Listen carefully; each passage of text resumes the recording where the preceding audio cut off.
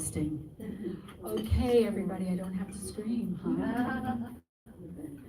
Anyway, we are absolutely thrilled to welcome each and every one of you here to the Spot Diner on Front Street in Binghamton, New York. We are live casting this program all over New York State. And as we look around the room, and we've been doing a very good job of meeting you, we actually see that we have people from all over the state and a few from Pennsylvania here. So we would really like to welcome everybody. Okay, so you're wondering why you're here. This group is the New York Citizens Audit Group, and we will spend a little time explaining the background and the history. I also want to make sure that we've captured your contact information, just because we want to follow up with you afterwards. We have a very strong Broom group who you will meet on the ads here today. And we're trying to grow the group and reach outward to Tioga and Shenango and Cayuga. So we're happy to see everybody from those counties here in the meeting right now. Moving forward, I would like each of you to take out your phone. And if you're watching online, hello. I don't know how many folks we have online yet, but we are running a chat, so we will be interacting with them as well to take Q&A. I know that we have people dialing in from Chemung and Westchester. Originally I'm from Westchester, so my friends are dialing in. But what we'd like to do is have everybody go to their phone, and if you're watching this online, please open a new window so that you can go to Audit, AUDITNY.com. And if you could take a look at the website, you'll see that basically we have a lot of media with our Executive Director, Marley Hornick, who has been very busy running around New York State, giving presentations. She will be here shortly. And also she's been on national TV and interacting with some national folks. She is tied up. This group is working with the efforts nationwide to audit the vote. So we do have a volunteer form on that particular website. That's Audit, AUDITNY.com. If you go to volunteer, what we could do is ask you to fill in your name and your phone number and your county so that the local people can reach out to you, because we do have some efforts coming up shortly for which we need additional folks. By the way, you'll also make new friends. I've made some new friends, and I'm going to take a minute to tell you why I got involved with this group, because maybe this will resonate with some of you. Did you get the website okay? Okay. I moved up to Broome County two and a half years ago from Westchester, where I lived for 25 years and raised a family. And I love New Rochelle, and I love Westchester. But you know, there were people getting elected to the Board of Ed and to to other positions where nobody seemed to have voted for these people. Okay, we had no idea who was voting for them. So you'd have people running for Board of Ed positions who were in town and they had children in the school and they were responsible candidates, right? And then some people would get elected. We had no idea who these people were. And nobody seemed to vote for them. We spoke, in circles, and everybody said, I didn't vote for them. We had people getting elected who didn't have children, people who were professional teachers, and these people basically took over the school board. And this is happening everywhere. I mean, I'm looking around and I'm seeing some people saying, yes, I know what you mean. So I moved up here hopefully to, get away from that. But I see the problem is statewide and it's nationwide. And that's why I got involved in this organization. I didn't know anybody. I just found it on a website. And I decided I was going to go to Albany a few months ago because there was an effort to go and knock on doors in Albany to get this particular report, the deficits, the New York General Election Deficits Report, to get this in front of our legislative leaders. And I thought, well, I want to do my part. So I got in a car and I drove to Albany to take part, and I met a terrific group of people. In fact, when I checked in, I met two wonderful ladies from Broome County. I met Sally Dorak and I met Linda Burkhart, and the rest is history. So here I am working with them on this effort. So if any of this resonates with you, we're really glad you're here. Anyway, I'd like to introduce Sally. Sally is going to give a little background, and she is also our lead canvassing person with Rick, who's manning the camera. Everybody wave at Rick. So this is our canvassing team. Thank you. Hi, like Holly said, my name is Sally Dorak. I moved to Binghamton about 9 years ago when I married my husband.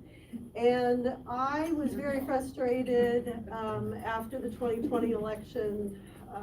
I called the Board of Elections and I wanted to know what kind of machines we use here in Broome County. Now tonight, we're not going to talk anything about machines because that's a totally different subject. Tonight, we're going to be talking about the voter rolls. But this is where my journey started. So I asked them what kind of machines we use, and the girl that answered the phone said, well, we use the Dominion machines, but the good Dominion machines. Now, that was almost 2.5 years ago. Last July, I saw on the one Telegram group I belong to, a girl, Ellie Chica, was putting out about New York Citizens Audit. And I met Linda Burkhart through New York Citizens Audit. We met in July and spent about an hour at ILO's and talked and complained and talked about what we can do and what we need to do. And that was before the deficits report came out. That was before so much information has come out from our voter rolls. And this is without the cooperation of the Broome County Board of Elections.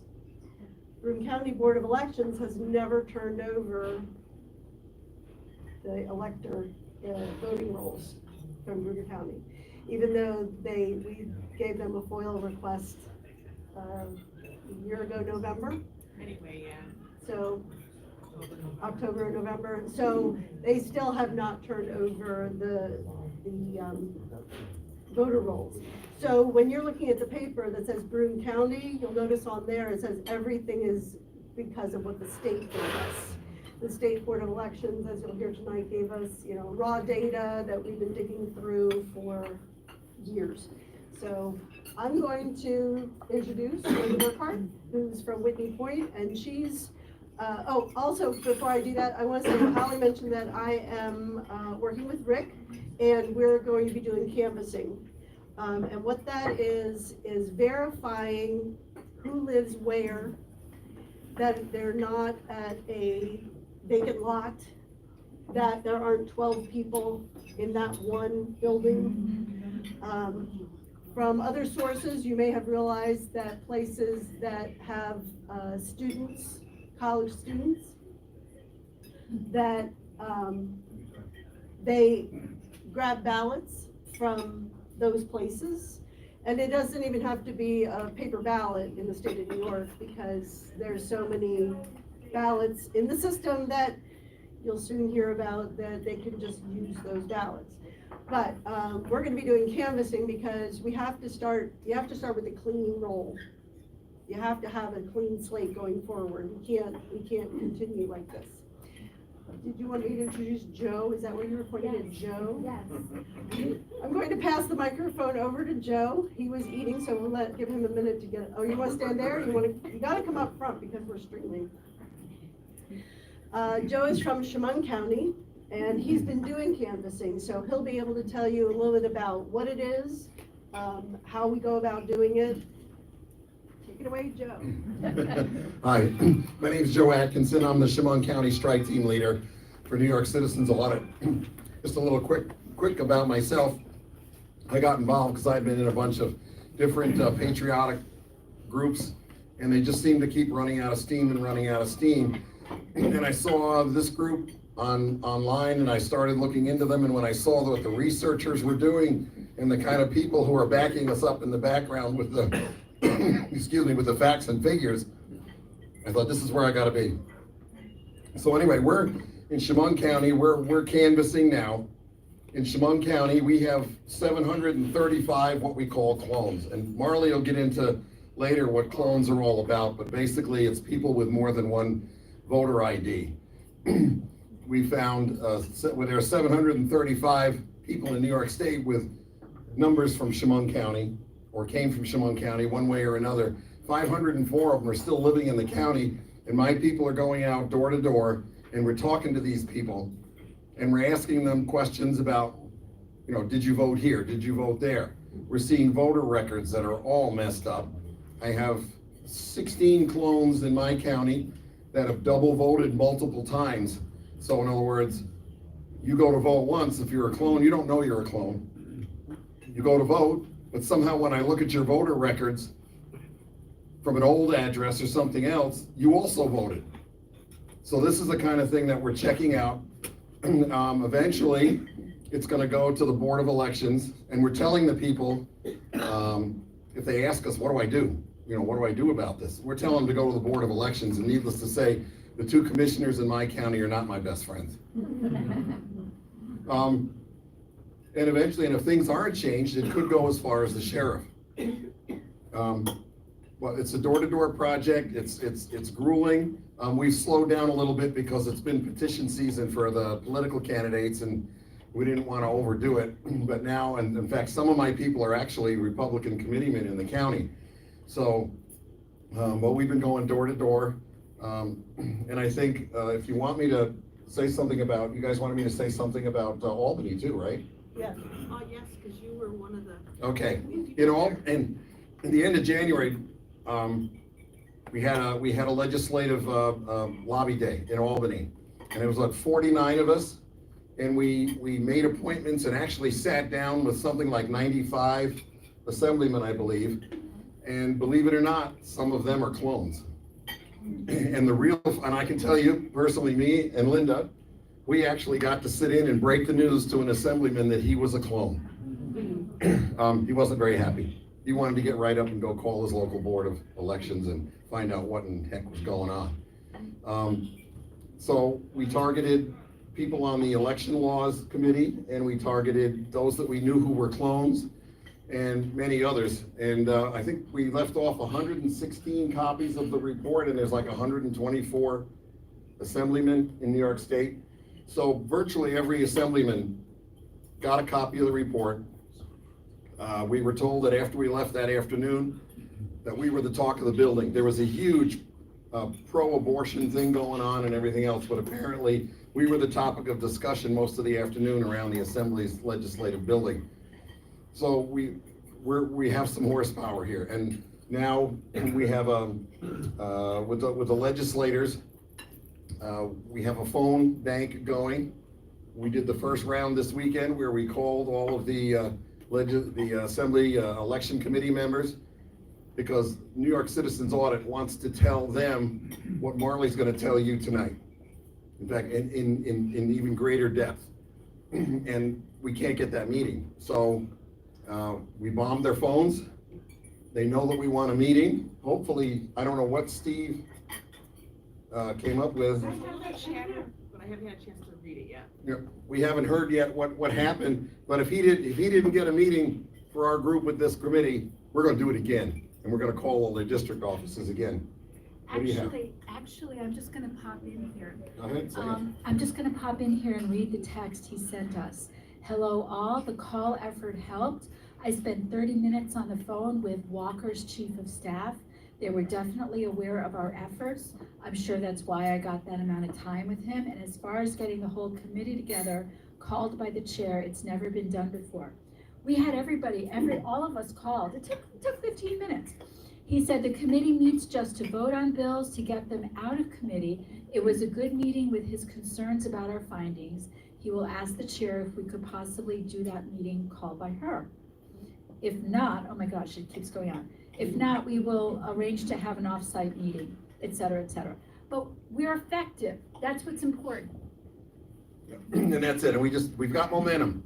We've got momentum. So that looks like a positive. So I don't know whether we're going to continue with the phone bank or not, but this is probably the one Patriot group that I've been involved in that's really had some staying power and some real horsepower. And the more horsepower we seem to show them, the more we seem to gain. So I think if those of you who are here just to see what New York Citizens Audit is all about, when Marley gets here, listen to what she has to say, and it'll be a dynamic presentation, and it will also be scary. You won't really believe what you're gonna see. So I guess next I'll let Linda Burkhart come up and talk. All right, thank you, Joe. So my name is Linda Burkhart, and I really started to become more involved at the end of June. My journey started with going to Albany to protest the medical mandates, and especially for the school because I'm a retired teacher. So that was where my journey started. That's where I first saw a table from New York Citizens Audit. Kind of paid attention, grabbed something, and then one day I was like, I'm gonna look them up. And through a course of events, I happened to be in Albany again, got to meet with somebody on the executive board, and I started petitioning for Broome County to get signatures, to make people aware of their initial findings, which everything has been updated since then. So this was over just about a year ago. And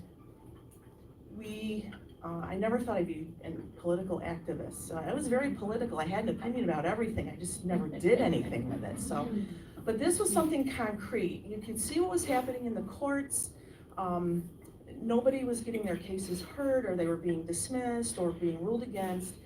What we have is irrefutable data straight from the New York State Board of Elections database.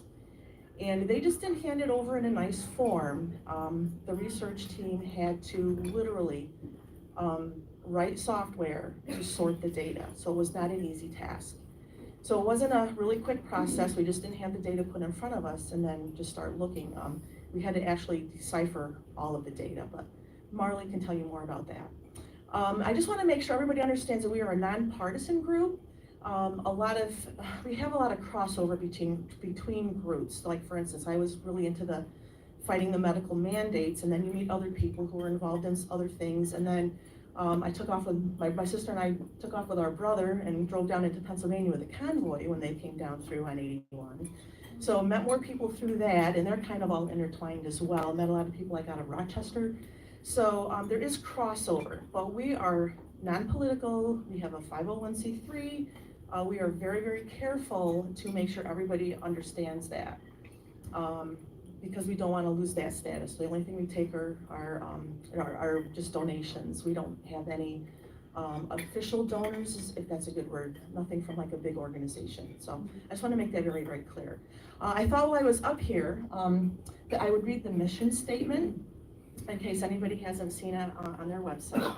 New York Citizens Audit is dedicated to restoring and maintaining the essential founding American principle of honest, provable elections in New York and across the nation. The first grand right is that of the people having to share in their own government by the representatives chosen by themselves, and in consequence of being ruled by laws, which they themselves approve, not by edicts of men over whom they have no control. So, in a nutshell, we want legitimate representation. And I think that is one of the big criticisms that you'll be hearing from other people. I think that another point for me was that I had a lot of friends that I never thought weren't voting. And they were so disenfranchised, so discouraged that they just don't vote anymore. So I'm trying to educate them, tell them that there is a good fight going on, to try to get them engaged again. Because without engagement, nothing's going to change. Everybody's still going to feel the way they feel, and that is not always healthy. I need to give a big shout out because that page was on top. So listening from and watching from the Bronx, Nassau County, Orange County, and Herkimer. Thank you so much for tuning in, everybody. Got some good representation here. So I do have a little bit of what I'm personally doing now is I am sharing, I'm educating. That is my big assignment, so to speak, that I've given to myself. And I am showing I started with the town that I live in and met individually with each of my elected officials there and showed them the information, left it with them, let them digest it, then asked to be put on the agenda so that I could read our resolution that's requesting an end-to-end state audit into the record of that town, and then they voted on it. So this is what the deficits report looks like. If there's anybody really interested in going that route, I have some that I can give to you. The summary sheet that we handed out to just about everybody when they came in is exactly that. It's a summary sheet. And if you take a quick look at it, and if you want to look it up online, you can do that as well. But on the summary sheet, over in the right-hand margin, there are page numbers. So if you need a quick reference, look at the page number and it'll take you right to the portion in the deficits report that deals directly with that particular data. So that's that. Now, if anybody's interested or has a good relationship with law enforcement and you think that they would be interested, we have something, it's a new report. It's called the Identity Theft at the New York State Board of Elections. So this is more designed for law enforcement or somebody in the legal field, but that is also available online if you want to print it off. I think brought 2 copies with me tonight, but I'm trying to, 9 minutes. What happened, I think, is Marley was in Buffalo, and I think she had an opportunity to meet with somebody up in like the Little Falls area. So they're just late. So it happened up in Utica as well. But that's kind of my story. If anybody kind of wants to ask me about any of the details of meeting with officials, I have to say, everyone up in my area, and I haven't done just one town, I've done more than one town, I'm working on a village as well. They have been so receptive. They have given of their time. Some people sit for an hour even, some people sit for an hour and a half, depending on their availability, but they have every single person has made themselves available. So don't think that they're not willing to listen, you just have to be willing to, in a non-confrontational manner, sit down with them and then just show them what you have, because they haven't seen it, they haven't heard it, and they're like, wow, I had no idea. So that is kind of my story and what I'm doing. How about, Linda, how about what you found out about the ethics committee that meets in our legislative group? Oh. Sorry. There was a fun fact from our Albany trip. So everybody was kind of like reporting when we all met once we were done and kind of debriefed. Somebody that met with an assembly person on the ethics committee who is in I think it's his second term, been 2 terms. Ethics committee has never met in his tenure on the ethics committee. We just thought that was really interesting. So they haven't had any need, apparently. No. Just saying, that's what we were, straight from the horse's mouth. What can I say? Yes? Could you explain a little bit more about the resolution? Okay, the resolution, absolutely. So the resolution reads very, very similarly to the new petition.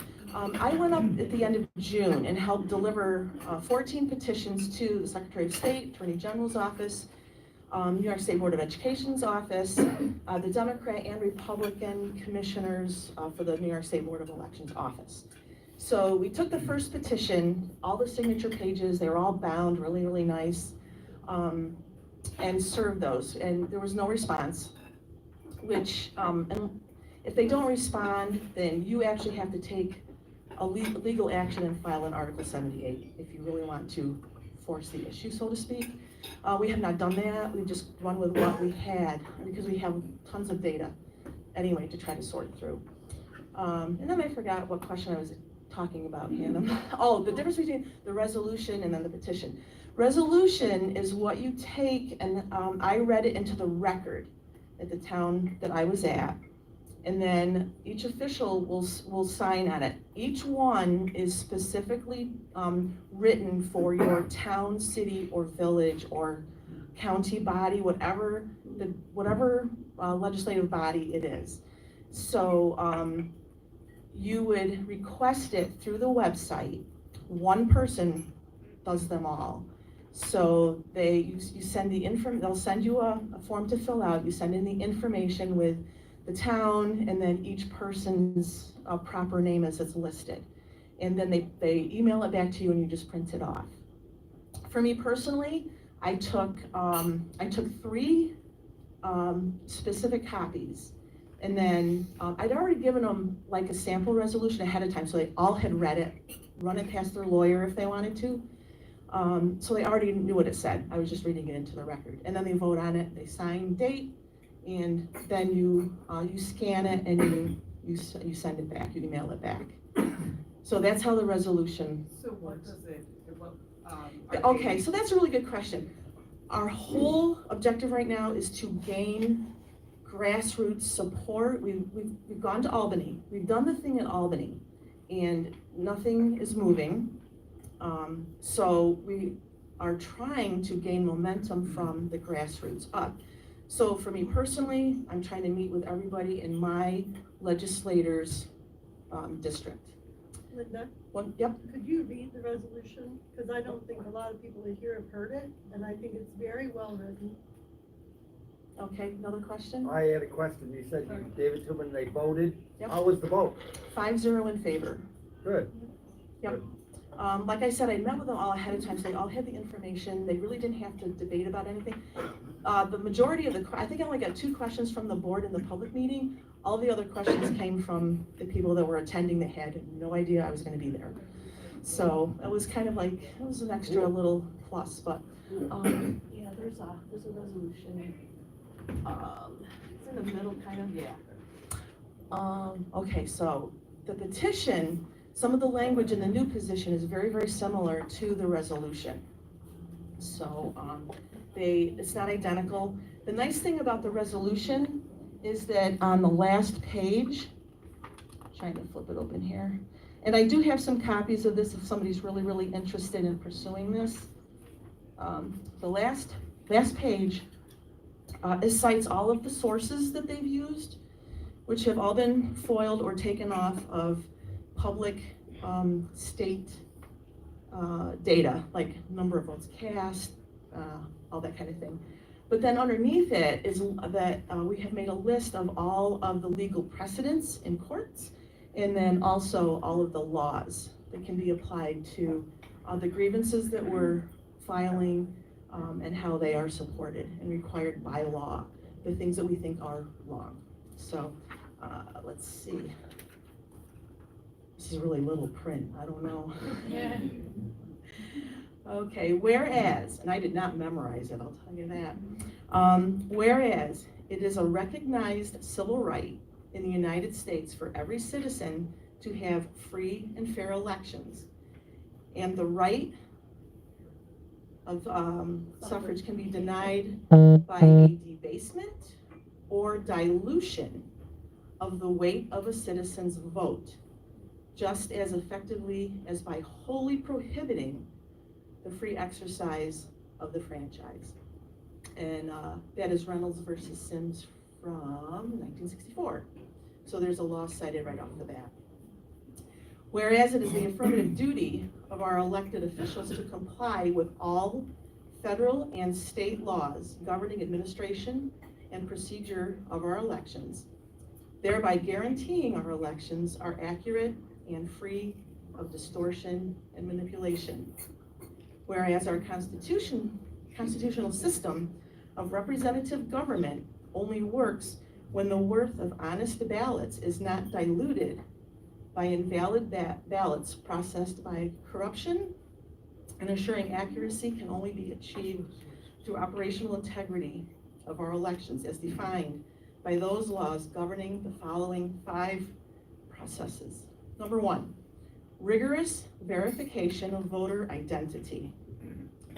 Number 2, proven ballot security and intact chain of custody. 3, voting systems certified to be secure from operational, physical, and cyber threats.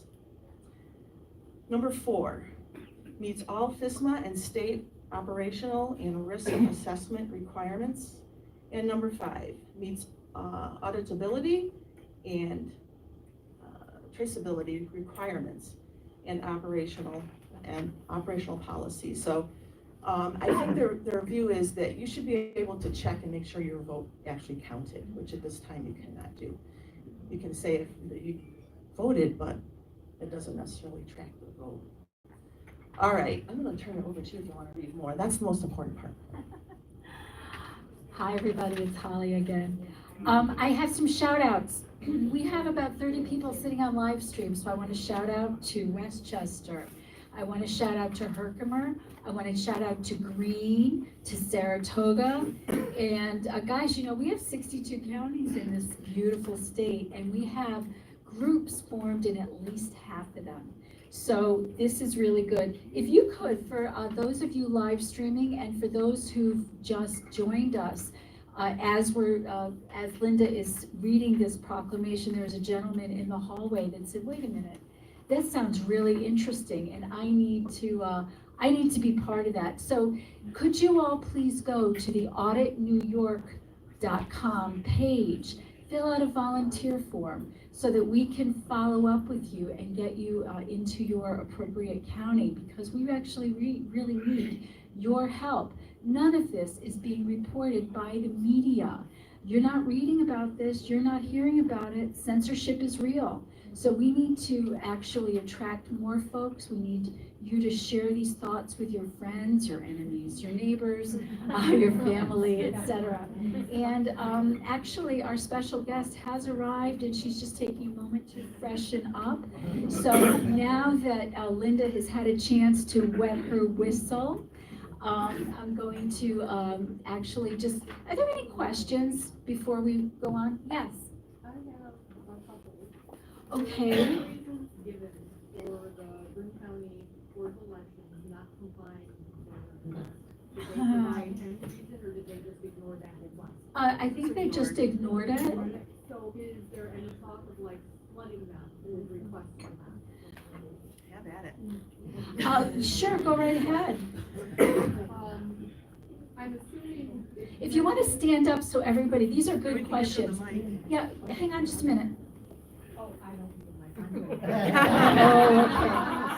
Oh, okay. I'm assuming that you said you need volunteers, and I'm assuming that's for canvassing. I'm assuming that is for verifying that they are not vacant lots, et cetera, et cetera. All that fun stuff. Listen, this past weekend, we all made a bunch of phone calls. We sat with a cup of coffee and made 15 phone calls and just left messages. It was easy. Many of these issues are parallel to the issues initially reported in the Texas elections of 2018. And I'm curious if anyone has contacted the people that prepared that original report to see if there could be any guidance, support, advice, or anything. Okay, that is a really good question. I can tell you that the executive leadership is working with the national folks. And if you could just table that question for our executive director and her team who've just walked in, that is a really good question. And the last question is, it was mentioned that there is a full copy of the deficit report, and I was wondering if I could get a copy of it. Certainly. Absolutely. There's go to the website, auditnewyork.com, and everybody could take a look at that deficits report. It's right on the website. It made my blood boil. Okay, you want to pay attention to the summary page because that's where all of the information is. And are there any other questions? Yes? Are lawsuits an option to go after? That's another good question for Marley, okay? We're gonna come back to that question, okay? Thank you. Anybody else with an easy softball question for me? Okay, hi, we see you on live stream. I hope you went to the website and signed up a volunteer form. I'm gonna turn the mic back over to Linda, who's gonna provide an excellent introduction for our special guest. And I'm gonna buy a little more time too while they get her all connected. So the question about volunteering, you don't necessarily have to be out beating the bushes. There's a lot of different ways you can contribute. The number one way you can contribute is just to share this information with your friends and family. It's very, very important that this is made public, basically. You need to disseminate the information the best that you can. Just give them the website. they can explore it on their own time and get the information straight from the source. You can, give them bits and pieces that you've gleaned, but don't feel like you have to explain everything. If you go to that website, there is a Rumble link that will take you to videos. So if any of you have long commutes, that's the perfect time to be listening to some of those videos. And it includes everything from how they have been researching the data and how they've been sorting it, their findings, to presentations that Marley has done on other nationally syndicated platforms. We are looking for, we call them digital warriors, anybody that has any experience with tech, social media experts. If you like to canvas, that's awesome as well. Any of you that have connections with the legislative or any other branches that would help us gain support. But that's the big thing. We're trying to gain support from the bottom, push it up from our towns to the county, and then try to get some action with our county legislature, and then hopefully from there, they can connect a little bit more strongly with the state on our behalf. So it's a process, and it's gonna take some time possibly, but we're just looking for people to become educated, help others become educated, and then go from there. So Marley is gonna be our speaker. She is the executive director for New York Citizens Audit, and she's a champion of individual liberty in her leadership role on the New York election stage, as well as at home. She and her husband, along with their 3 home-birthed children and adopted grandmother, grow their own natural foods, manage a small herd of dairy goats holistically, make their own medicines, and they steward a beautiful homestead in harmony with the principles of a divine creation. She is incredibly intelligent, very talented, very musical, and she has a passion that just is unmatched about this whole cause, and she is a wealth of information. She's been in it from the beginning, so I will turn it over to Marley. Thank you very much. Thank you. My apologies that I was late tonight. I really appreciate all of your time. I really value it, and I so appreciate your willingness to come here and listen to a presentation of facts and data to come to a true understanding of what is really going on in our election system in New York State and what are the steps that we really have the right and the privilege to take at this time to fix it. Because everybody knows that it's suspicious, right? But nobody, until now, there was no citizen organization that had facts and data to back our suspicions and to make valid claims regarding steps that our legislature, our officials at every level must be taking at this time to secure our elections. So how New York Citizens Audit began, I'm not sure if Linda went into this or any of the other folks who came up already and spoke went into this, but basically we started as volunteers in 2021 in July. We were all home, basically, brilliant programmers, brilliant legal experts and minds, law enforcement agents, programmers, investigators, analysts, really, really high caliber people, great smart people who were told, stay home because you're not essential. So we figured while we're here, what the heck, we're stuck at home anyway, let's just request a copy of the New York State voter roll database and see if there's anything odd. And that's how this began. So thank goodness we were not essential, because if we'd all been at work and all our kids had been at school, we wouldn't have figured all this stuff out, right? So that's where we began. We began with a copy of the New York State voter database, otherwise known as Nice Voter. So from here on, I'm just going to call it Nice Voter, that we received on October 21st of 2021. And we also requested copies of the voter roll databases from every county board of elections in New York State, so 62 counties. And that is basically that's the sum total of our research documents, is the raw data that is publicly available from the boards of elections themselves. So our research began regarding the 2020 general election.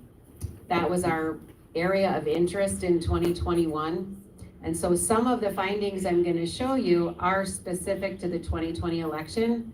However, they continue to exist in the database itself, in Nice voter. And I think you'll come to realize as I draw you into some of those findings, you'll realize that in fact, this has nothing to do with 2020, but we can prove certain things about the 2020 election that are valuable in terms of crafting our arguments for our officials and perhaps in court to help people understand the massive significance of what was uncovered by a bunch of non-essential workers. So the first point, we started to have so many findings and there was so much evidence. As soon as we scraped the surface of the databases, it was shocking to us actually how much we were uncovering, and so we had to figure out a way to organize it. So in order to reach as many people as we possibly could, we just organized it according to the highest level principles of free and fair elections in America that every person in every party can agree to. The voter rolls have to be accurate. That is federal law. Number two, votes counted have to be from qualified electors, otherwise known as eligible voters. Again, because eligibility is defined by law, it's not a question what that means. Number three, a basic accounting principle that we applied, which is that the number of votes must equal the number of voters. Just like you reconcile your bank account, you expect the money you put in to be there in the account when you go check it. The same thing is true of an election. If you put something into the system, it has to be recorded in the system, it has to match, and it has to be accurate. That's how you can have trust in that system. So one of the first categories of irregular registration that we discovered is something that we call the clones. I don't know where the best place for me to stand is. Maybe over here, so I can see it too. I'm not sure. So we call these registrations clones. I'm going to explain this whole slide to you. The State Board of Elections and the County Boards of Elections call these registrations duplicates. That's not correct. What we discovered was that there are 1.1 million unique individual sets of personal identifying information. So we call them personal identifying information because we're not sure they're voters. But they've been assigned 2.4 million unique State Board of Elections identification numbers. Now, a State Board of Election identification number is roughly equivalent to the sacredness of your Social Security number. So I think most people in America would be shocked to discover that 1.1 million people had 2.4 million Social Security numbers. With the State Board of Elections ID numbers, it's really the same impact. And under the law, it's very clear. One unique statewide identifier per registered voter. The reason is, once you are dumped into this database of 21 million records, it is your state ID number to which your votes are attached. And that makes sense because if your name is Bob Smith, you might have a lot of other people who you could be confused with in the database depending on their dates of birth and their addresses. And so it could create confusion. So you are literally identified by a totally unique number, and that's where your votes get attached.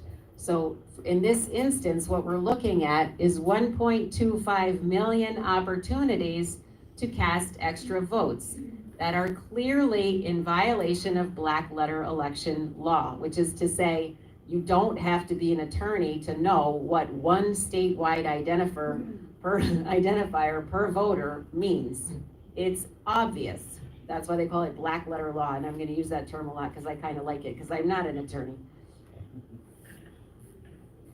So this doesn't prove vote fraud yet. I haven't proved vote fraud to you yet, but this does mean that there is a mess in our database that is significant in number. It violates the law. It creates many, many opportunities for fraudulent voting. And when you talk to local officials about it, they don't think it's a big deal. This is Mr. M. So this is just an example of a cloned registration record, because I know you guys have never probably cracked open the voter roll database. So you might wonder, what the heck are they looking at anyway? This guy, Mr. M, he actually has a completely unique name. It's so unique that there isn't a single one in New York State except for this guy who has 25 voter registration records. There are 3 in the United States of America, and none of them have ever lived in New York. Regardless, he has 25 voter registration records. His birth date is July 7th of 1979 or 1980 or 1981, depending on which county you go and look at. So it's not a junior senior issue. He's registered in 25 different counties of New York State, which means actually that the local boards of officials don't know that this is happening because they don't look at each other's databases, and they can't look at the entire state database all at once. In fact, I think the goal of the New York State Board of Elections was to have no one ever look at the state database all at once because it's a mess. All of these records were created, this one was made on September 12th of 2000, but the rest of them were created in a week-long period, which happens to coincide with the deadline for voter registration for the federal election in the year 2000. So although all of these records are now purged, they were not purged at the time of the 2000 general election. And interestingly, every single one of these registration records, because we thought, you know, let's just see if we can get some more information about this circumstance. Let's use the Freedom of Information Law process to see if we can get a hold of some of his registration application documents. Because the local boards of elections are required to keep those on file for every registrant in their database. So we did, we submitted those requests to 25 counties, and we've gotten back responses from many of them. And they're handwritten voter registration application documents, all written in the exact same hand. And they all request an absentee ballot to be forwarded to an address in Rockland County. So interestingly enough, in our prying into the voter database, that we appear to have uncovered a ballot harvesting scheme. But he's also a clone. What's the difference between a clone and a duplicate? Okay, so that's right, I meant to talk about that, thank you. So some of his registration records, because this guy's sitting close enough to actually read this thing, some of his registration records are clones and some of them are duplicates. A duplicate is what we agree that there are records in the database that we agree with calling them duplicates. That's where the personal identifying information appears more than once in the database, but the State Board of Elections ID number is exactly the same on both records. A clone is where the State Board of Elections ID is different from one record to the other, but the personal identifying information is otherwise the same. So yes, he has a couple duplicate records and most of them are clones. But Mr. B, he is only a clone. He has 21 voter registration records, all to the exact same date of birth, the exact same address in the Bronx, the exact same registration date, except for this one was made apparently a year earlier. And again, okay, 20 of them are purged now, but they weren't purged at the time they were made. And another problem we uncovered, if any of you have ever worked the polls, you realize that there is absolutely no way for someone who is purged to vote in an election. If they're purged at the time of the election, there's no lawful way to get a hold of a ballot. They can't mail you a ballot, and if you go to the polls, you cannot be given a ballot and you cannot be given a provisional ballot. So that means it's a very open question as to why we discovered that over 31,000 people whose registration records were purged at the time of the 2020 general election did vote. So for us in New York Citizens Audit, when we see this guy with 21 registrations and 20 of them are purged, that means nothing to us. Okay, this is a forged registration document. We thought to ourselves, again, like we did with Mr. M, we said, let's ask for some of these documents, let's ask for some of these registration applications for these clones, because the counties have to have the records on file. And if it's the same person, the same PII, what are they gonna do? Are they gonna give us forgeries? How are they gonna answer that request? And indeed, they did give us forgeries by the hundreds. So this woman lives in Herkimer County. She has 3 unique State Board of Elections ID numbers, as you can clearly read back there, right? Highlighted in yellow. And this one was made on February 8th, 2020, and these 2 were both made on February 7th of 2020. Exact same name, date of birth, and address. All 3 at the same house, same person, no question. There's no issue of identity, confusion here. So we thought, let's go ask her if she registered to vote 3 times. And we did, and we knocked on her door, and she said, that's true, that is my signature.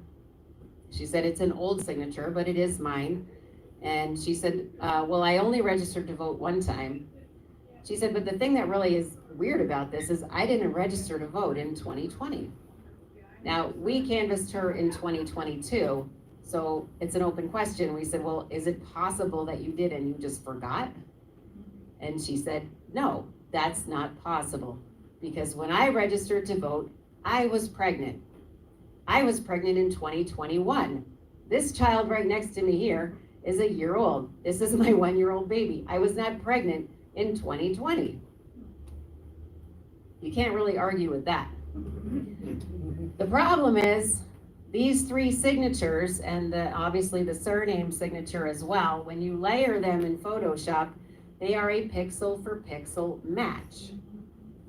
That means these are forgeries. She didn't sign these 3 documents uniquely. She didn't request 3 voter registration ID numbers at the state level.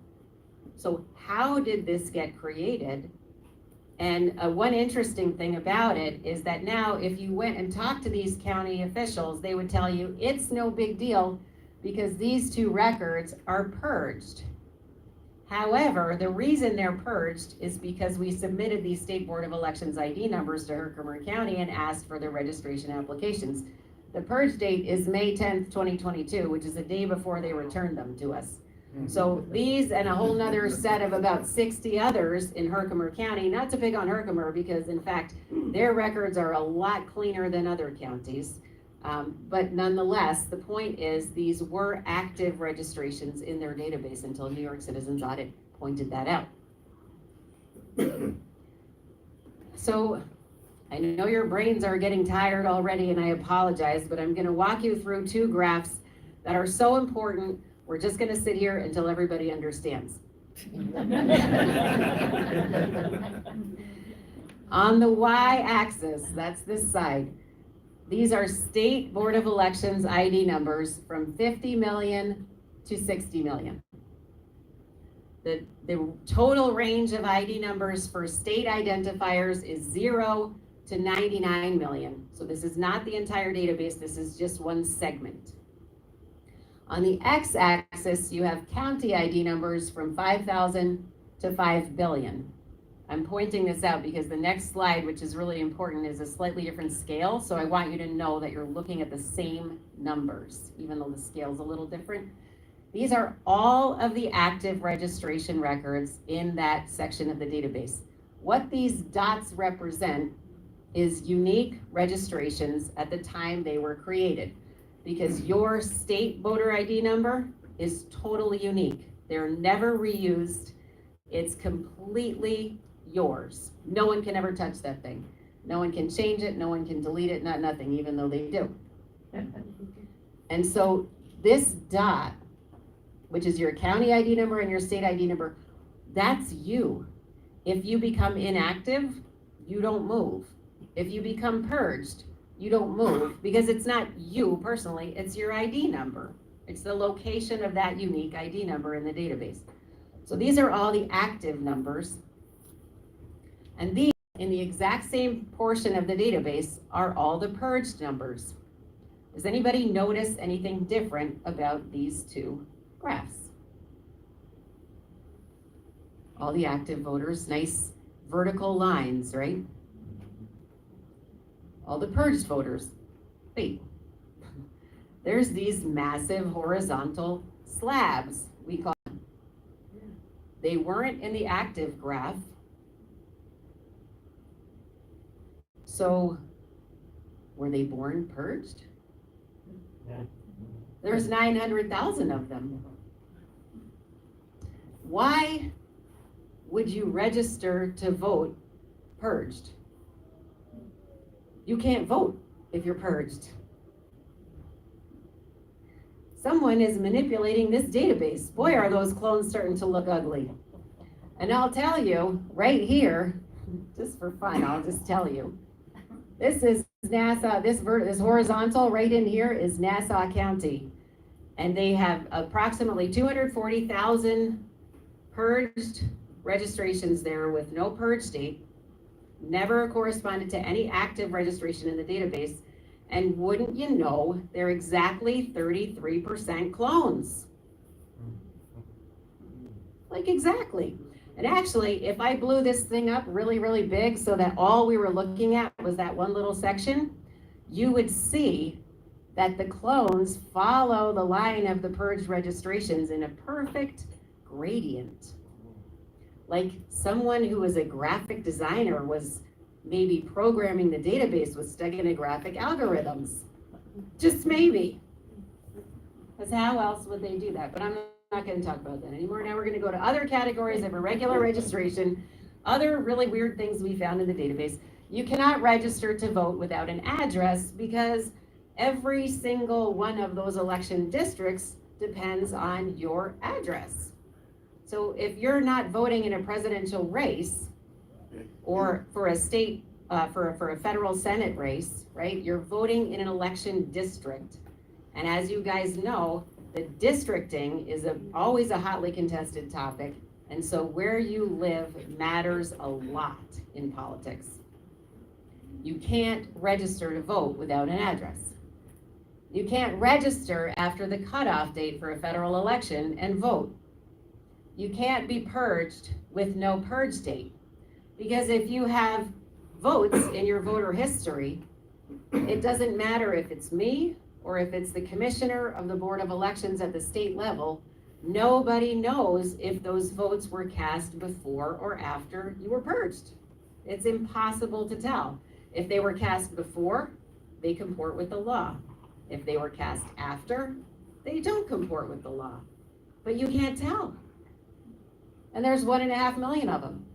People, 70,000 people who registered to vote after their last vote date.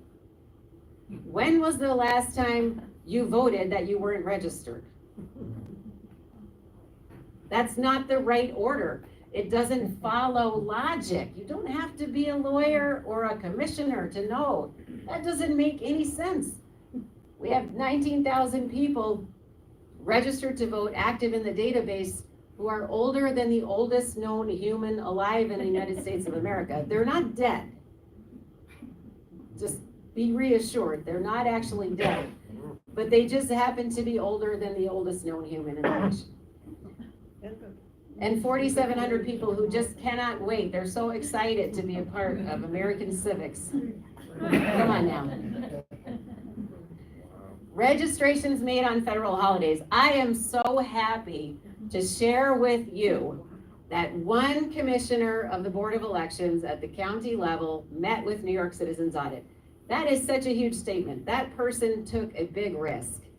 They knew that they had nothing to hide. And they met with us. And they shared something really helpful with us. If you're registered to vote on Columbus Day, that's legit. Because on Columbus Day, the boards of elections don't take the day off, even though it's a federal holiday, because there's an upcoming federal election and they don't have any time to take off. They work weekends, they work holidays all through that month because it's a big process to get ready for a federal election. So I'm happy to say that some portion of these registrations are legit. However, 987,490 of them are registered on January 1st. When the sidewalks are covered in snow and ice, there are no, election pamphlets being distributed, no speeches, no, what the heck is that called when they get up and talk about themselves? I don't remember. But campaign, no, but when they have a debate, no debates, nothing. right? But everybody, you know, half of New York is probably hungover, but they just can't wait to register to vote. Now, another problem is that right now, this could be legit, like there could be people registering to vote online, but not in 1900. So I'm gonna show you more about those, because at first, we thought they looked kind of funky. And I'm gonna show you how we learned that they're more than funky. In New York County, otherwise known as Manhattan or the Big Apple, 182,739 people are registered to vote on January 1st, which is more than 1 in 10 registered voters in New York County. When you open the NICE voter database, isn't that so nice how they named it? Yeah. When you open the NICE voter database for New York County, this is what you see. And again, I'm gonna walk you through it because it's so important. We're gonna stick here until everybody understands. This row number is actually the order that the registration records appear to us when we first open the database. And we set that column because as soon as you start searching in a database, the order of everything changes and it comports to your request, and you can never get back to how it was before. There's no back button, right? So we wanted to keep track of the order they came to us in. This is the county ID number. So this county ID number is 305710026. This one is 305710029, 33, 38, 44. They're in numeric order, not consecutive order, but they're in ascending numeric order, and they're all dealt from the same deck of cards. Now, right here is a different deck of cards. It's the N1317915 deck of cards. Down here, N131717919, okay? So these are also in numeric order, and they're also ascending, but they have this alphanumeric character, and they're clearly dealt from a different deck of cards. And this pattern holds for 1.1 million rows in the New York County database. If you have ever worked with Excel or a database at all in your life, you may know that this is the most unnatural way to sort numbers. And no database does this on its own. In fact, numbers are sorted first numerically, and then the alphanumerics are sorted separately because they have that extra character. So the program recognizes they have an extra character, and it would never, ever interlace them. So that's fine. All right, fine. Well, that's probably a clerical error. Over here, we have the state ID number, okay? And this is shortened. Usually you'll see 10 zeros and an NY in front, but that's exactly the same on every single ID number, so we just cut it off and use the important part for our research to make it simple. That's why you see them this way if you've ever seen them any other way. These are in exact numeric order: 37,297,193, 194, 196, 97, 99, 200, 201, 205. So there's a couple missing records, but they're in exact order, as if all 24 of these people are standing in line in an ice cream parlor waiting for a cone at the same time, right? So the first person gets the first number, and like that, it just progresses in a linear, simple fashion. If you look at their registration dates, though, you get this big because all these folks dealt from the first deck of cards were standing on that ice cream line on June 14th and 15th of 2004. And all these people dealt from the N131 deck of cards were standing on that line on January 1st, 1984. That's kind of funny, right? Like it's just like, what? For 1.1 million rows. So that's starting to be like, wow, these January 1st dates are starting to look really fishy, because the only way you can insert a registration record like this that's so out of sync with the others around it, and yet the State Board of Elections ID number is in, consecutive order, is if you either have somebody sitting at a console for about 3.5 years inserting them manually every 10 rows, because of course, you're gonna make mistakes, and then you're gonna have to go, I did 11 rows and then I did 3,000 more, so now I gotta go back and fix them all, right? Or you did it with an algorithm. It's an open question. Why is the New York County database and 57 other county databases programmed at the state level with an algorithm to sort records in a completely unnatural fashion. Some possible reasons, right? Okay, maybe it's a cybersecurity protocol to protect personal identifying information, right?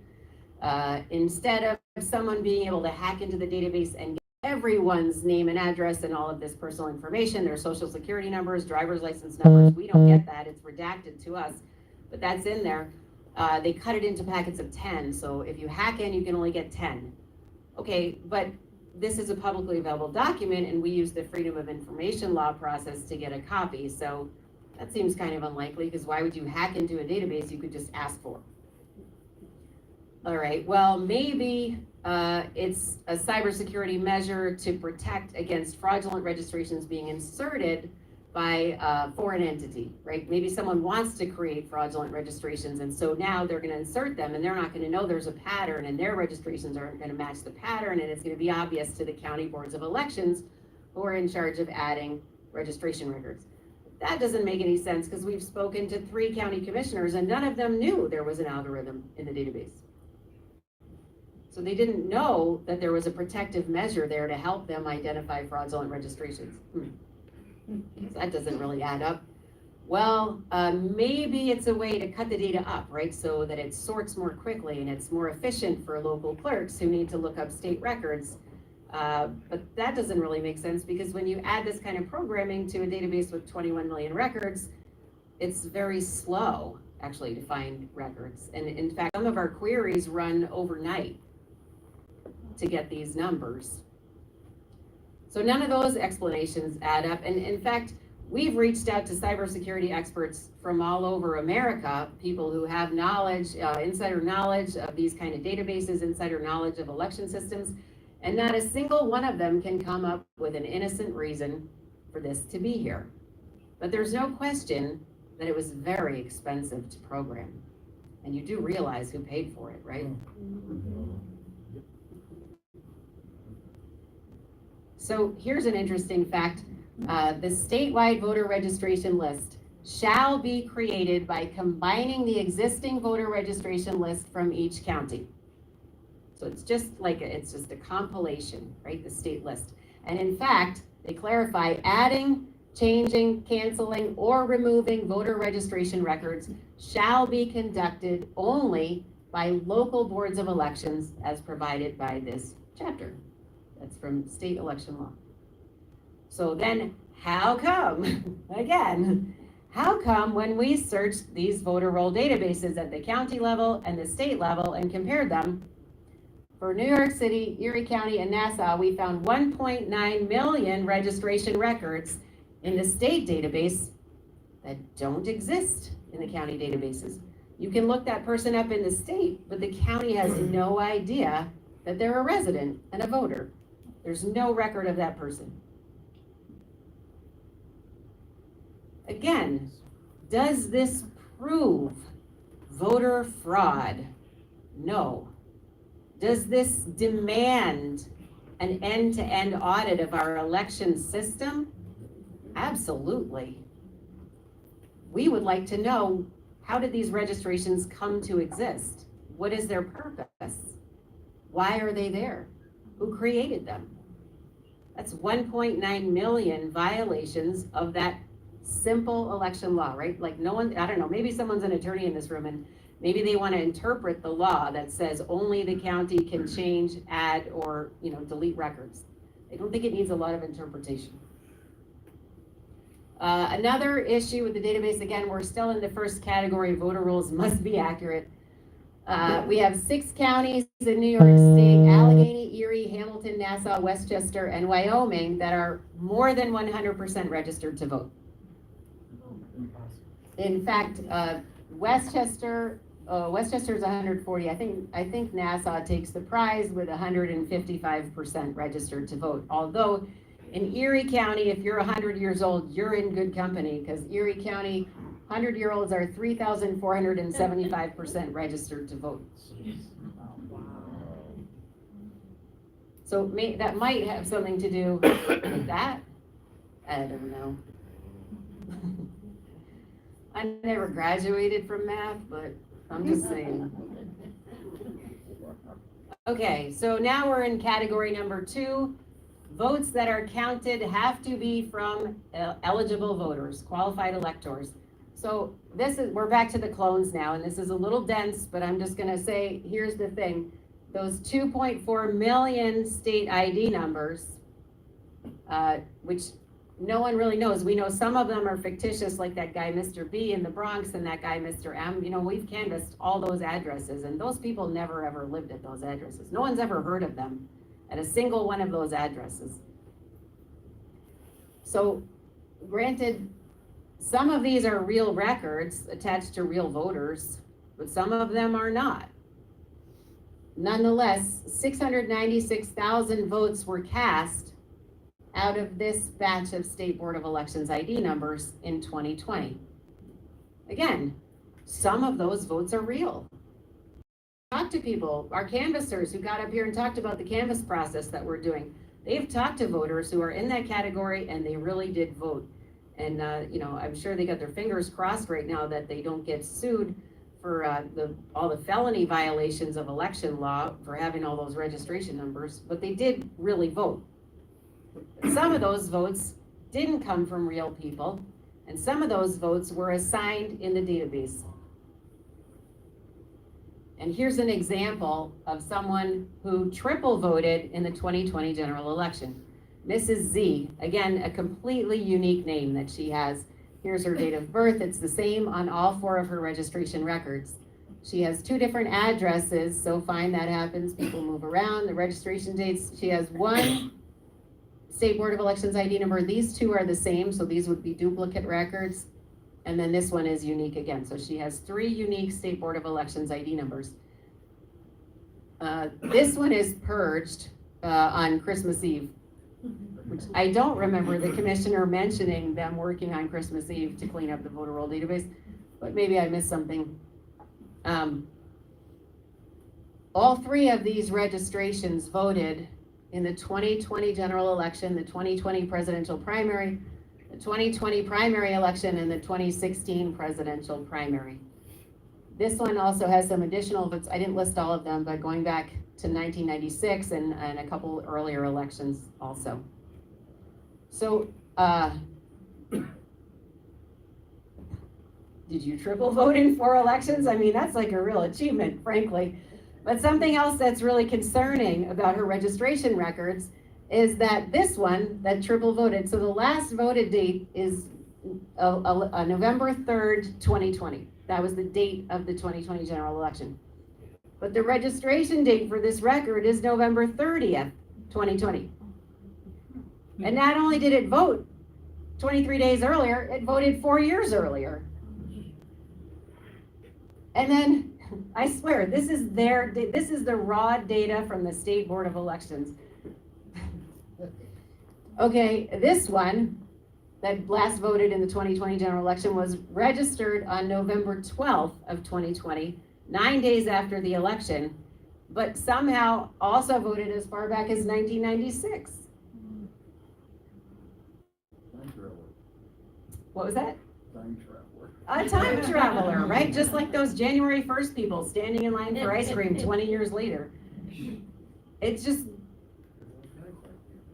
so is it so outrageous to say, hey, we'd like to see their receipts? Here's another guy who, he double voted in 3 elections. He happens to be an assistant DA. This lady is an interesting one. This is an example of a clone who's a real person. She's a married maiden clone. Okay, we have about 50,000 of these in the database, where you can tell that, you know, the woman registered to vote before she got married, changed her name, and up to this woman in particular, we know that she updated her registration record with the clerk, which is what you would do under the law when you want to change your registration record in any way, whether it's your address or your name, or, you know, you want to change your date of birth like 11,000 people did. Whatever, you know, you would go to the clerk and they can update that information. Remember, they can't update it at the state level, right? They can't touch the voter rolls at the state level, right? So anyway, she has two records. This one last voted in 2015, and this one last voted in 2008. So forgive me for assuming that this was her married registration. When we knocked on her door, and actually, interestingly, she was the very first person we ever canvassed. Because the person who was running the canvas team was like, well, how's this gonna go? Like, we're gonna go and knock on these people's doors and tell them they've been framed for like 18 felonies by the New York State Board of Elections. I said, I don't know, let me go try, let's see what happens. And I happened to knock on her door. This is her this is her maiden name registration. And this is her married name registration. So I asked her, I said, well, how is that possible? I said, do you mind? Because you don't want to ask ladies too many questions about their age and whatnot, but I said, how long have you been married? She said 20 years. So somehow her maiden name is still kicking around and voting, roughly, I'm gonna say 13 years after she got married. The problem she really had here, the thing that really bothered her, and it bothered her very deeply, was that she votes in every election. And I canvassed her in 2022. So her votes from 2009 through 2022 were not recorded in the official record for the certification administration of elections at the federal level in New York State. So it's an open question. Were they counted because they were present in the county database? We don't know, because the county she lives in, Dutchess County, never gave us a copy of their voter roll database, even though it's really their responsibility to respond to our Freedom of Information Law request by providing that. But we can't even check it, because that is how unbelievably arrogant our officials have become, frankly. So there were other concerning votes in the 2020 general election. Again, like I said, as you probably realize by now, we're talking about categories of registration fraud. Issues where there's a question of eligibility and the votes get counted anyway. So if you were going to be an honorable election official with integrity, because folks, elections can't have integrity. This table can't have integrity. An election cannot have an integrity. It is not a moral being. It is election officials who must have integrity in order for our elections to be accurate. Okay, so these kinds of issues in the database, although these specific numbers are relevant to 2020, when you have people registered to vote after their last, or registered after their last voted date voting, that's not a 2020 issue, that's a database issue, and it's not gone, it's still there. So from here, the things that really are crazy, so these 27,000 blank address registrants who voted, we did do a little research. We said, well, maybe, because we're always trying to think like, how could this be plausible?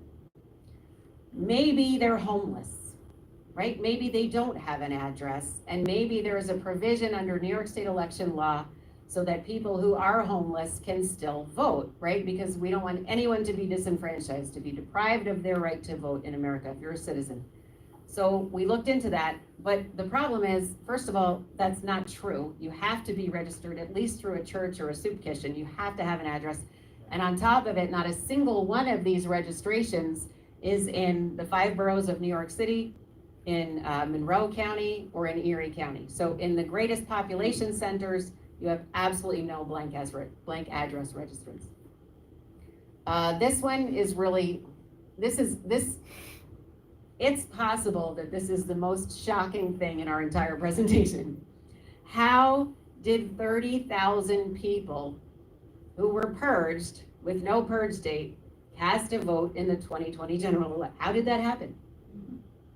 I would really like to know. This requires investigation. You know, when the people who certify our elections sign that piece of paper, they are personally and officially attesting that everything in that election is accurate and compliant with all relevant state and federal laws. The people who certified this election committed perjury. And an interesting thing about that, New York Citizens Audit presented this information in the most complete form we had at the time we presented it, because we realized there was a clock running. We took all of our data and evidence on May 9th of 2022 to the State Board of Elections, to the Attorney General, to the Secretary of State, to the head of the Republican Party, and the head of the Democrat Party. And absolutely no one ever got back to us about any of it. But they did go ahead and administer and certify another federal election. So even if you could say in 2020, maybe it wasn't perjury because they were just too dumb to check the accuracy, which is actually not an excuse. They have an affirmative duty to know that it was accurate before they certified. But in this instance, in 2022, they have absolutely no excuse.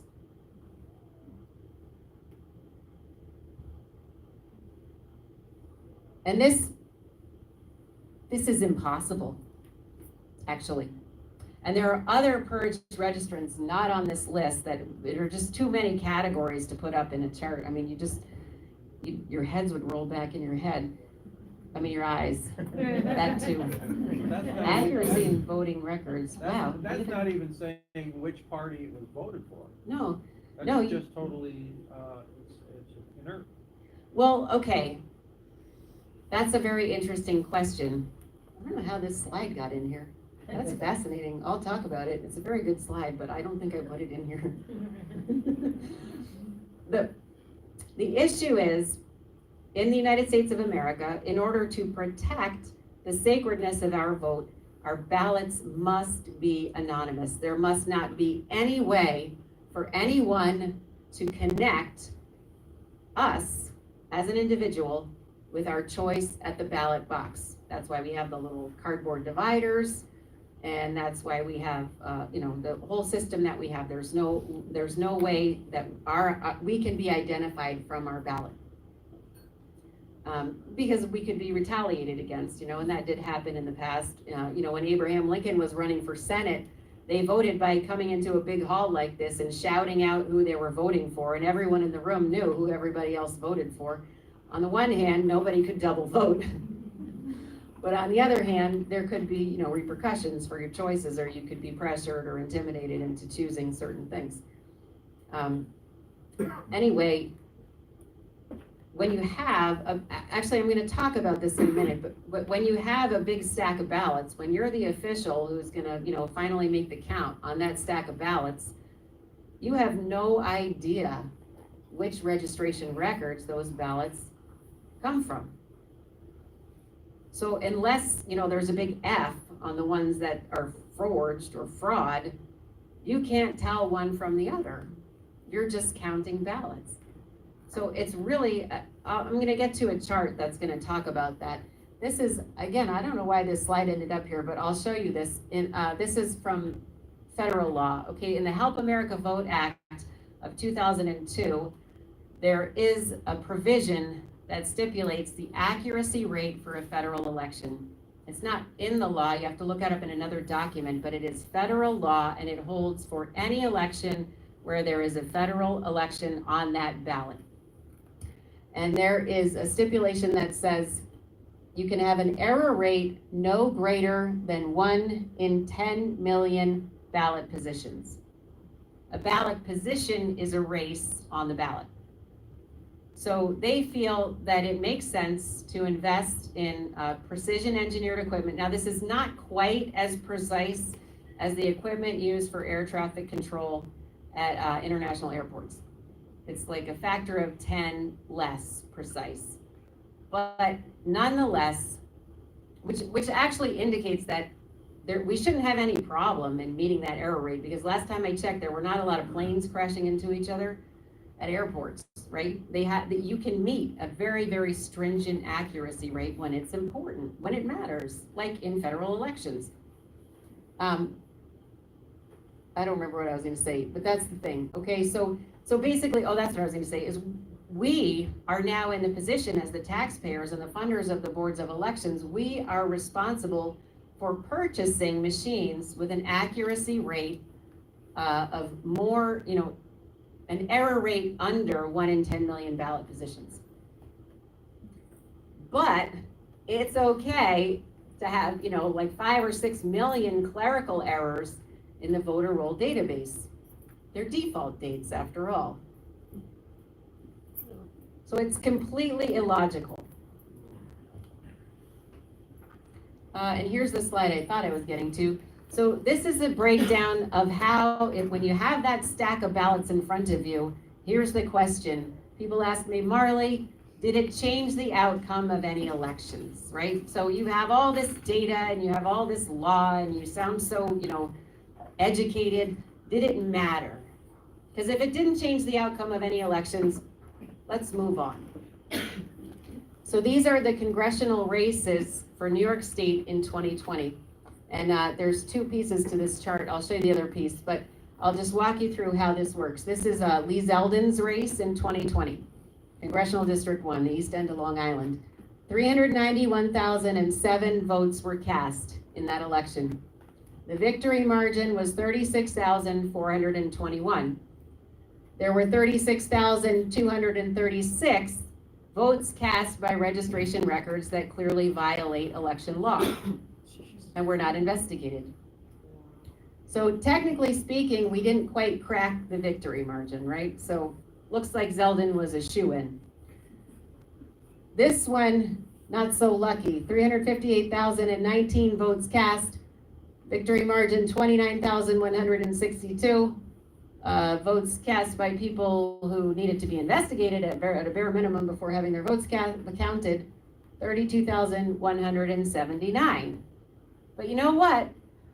Whoever that person was, and I deliberately left their name and their party off this chart because that's not the point, but they did go to DC for 2 years and sit in the US House of Representatives as a congressional representative for New York State.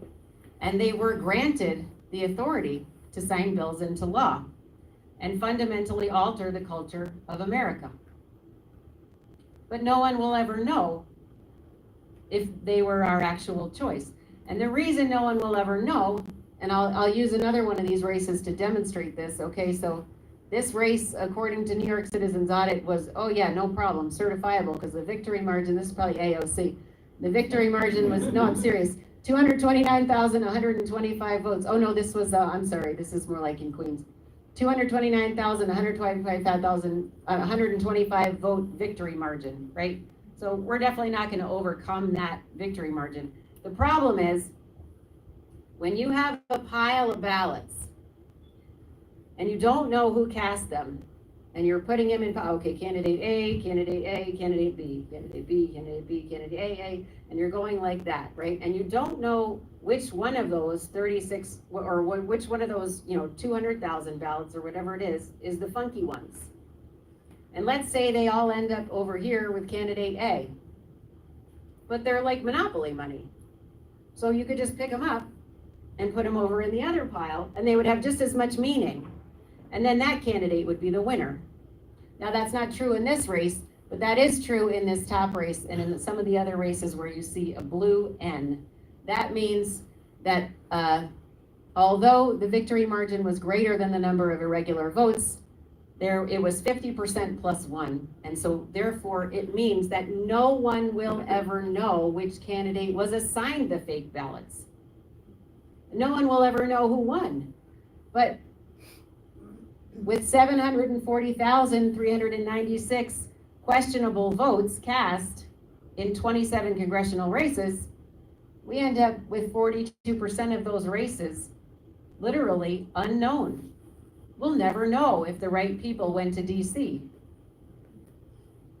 We'll never know. And neither will the Board of Elections. And neither will the people who went. Now, in America, our founders deliberately crafted a zero trust system. They knew you can't trust government. They wrote a constitution that set stringent limits around the federal government and around the powers that they had because they said, you guys are only helpful for helping us maintain mutual defense and mutual aid. And that's it. That's all you're helpful for, because we in the United States of America, we answer to God. We don't answer to the federal government. And that's in the founding documents. It's okay. You're allowed to be an atheist in America. But atheists are not ever allowed to run America. Because the founding fathers knew very well that if you don't answer to anyone who is not on earth, then you have no business mucking around in our kids' education. And you have no business mucking around in the care of our elders. That's why they built a zero trust system. The zero trust system means we, the people, never ever have to take your word for it. You always have to prove it to us. That's how we protect our sovereignty. That's how we keep you where you belong and we live under God. That is the essence of Americanism. That is not what we're looking at here, where they're telling us, just take your word for it. Take our word for it, rather. And I'm going to show you some other slides. Here's the New York State Senate races by district, uncertifiable. 1, 3, 4, 5, 6, 7, 9, 15, 37, 38, 39, 40, 41, 42, 43, 45, 46, 50, 51, 53, 55, 56, 58, and 61.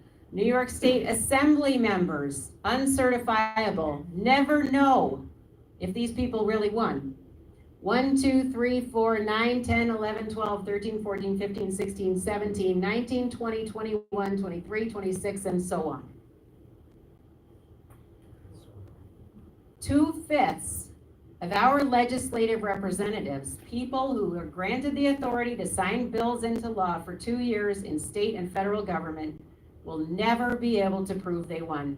And the Board of Elections will never be able to prove it to us.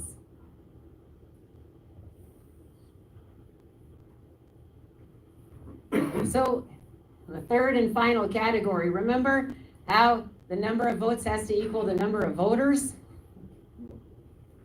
All right, well, in 2020, we discovered 338,356 more votes than voters who voted, just by opening up the database and checking the voter history field. I'll say it again, the people who certified this election committed perjury. Whether they did it knowingly or not knowingly, it doesn't matter, because they have an affirmative duty before certifying to be certain about every vote. They're allowed to be uncertain about 1 in every 10 million ballot positions. So, I don't think I have any other, oh yeah, this, I can't even, you guys are gonna get too depressed. In summary, votes cast by ineligible registrants are election fraud. That is the definition of election fraud. Now, we have met, like I said, we've met with 2 local county commissioners of the Board of Elections. 2 out of 124 were willing to talk to us. We would like to talk to more, so if you happen to know any who have enough courage to sit down in a room and look at data prepared by citizens, free of charge, for the people of New York State, thousands of hours of research devoted to this project over almost 2 years, that would be great. But what I really want to say is we have to fix our elections. We have to get them right, and we have to hold the people accountable who are responsible for this mess. And right now, we don't know who's responsible for programming the state database with algorithms. And we can't verify that it's used to obscure the identity of fictitious registrations so that injected ballots can be reconciled in the database. We don't know that for sure. That's like a criminal investigation that could take years. But we do know that the people who certified these elections committed perjury. And they defrauded the citizens of New York State when they did that. And they defrauded the citizens of the United States of America because some of those races were federal. And we would like to hold them accountable. So one of the things I'm gonna beg you for is money. Because we need attorneys. Every single person in New York Citizens Audit is a volunteer, including myself. All of the money that people donate in small increments typically goes to cover our servers, which are currently hosting over 4 terabytes of data, because these are massive databases we're dealing with. So we really appreciate those contributions if you can, and if you know anyone who is an extremely vested interest in fixing New York State elections, maybe they'd like to make an extremely vested donation, I don't know. Also, you can come and volunteer. Our Canvas teams this season are going to be doing a Canvas effort that is going to be statistically valid in court, where our Canvas effort thus far has been anecdotal. We've been confirming our suspicions about different kinds of registrations. We've been uncovering further issues, because oftentimes, like with the maiden married woman I showed you, the registration record looks decent in the database, and then you talk to the voter and you realize it's a nightmare. And you talk to the voter and you realize the registration date has been falsified, and you talk to the voter and you realize their birth date has been altered. There's a lot of really shocking things going on in the database. It is so full of false information that it literally, it's a falsified document at this point, and yet it's a database that is considered to be a critical part of our national security infrastructure. So, you know, the officials, they don't want to talk about this. This is a huge can of worms. It's up to us. I'm not here to get followers or adherents. I'm here because I'm training every single one of you to be a leader. Because now you have this information, and you realize that probably most of the people in Binghamton don't have this information.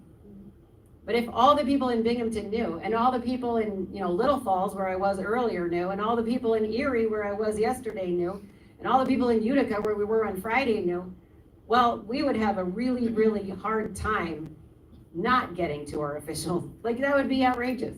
If we're saying, yes, we want to fund this audit, we want an end-to-end audit of the 2022 general election, because we think there's a very likely possibility that the wrong people are in office, and that is a direct attack and threat upon our sovereignty.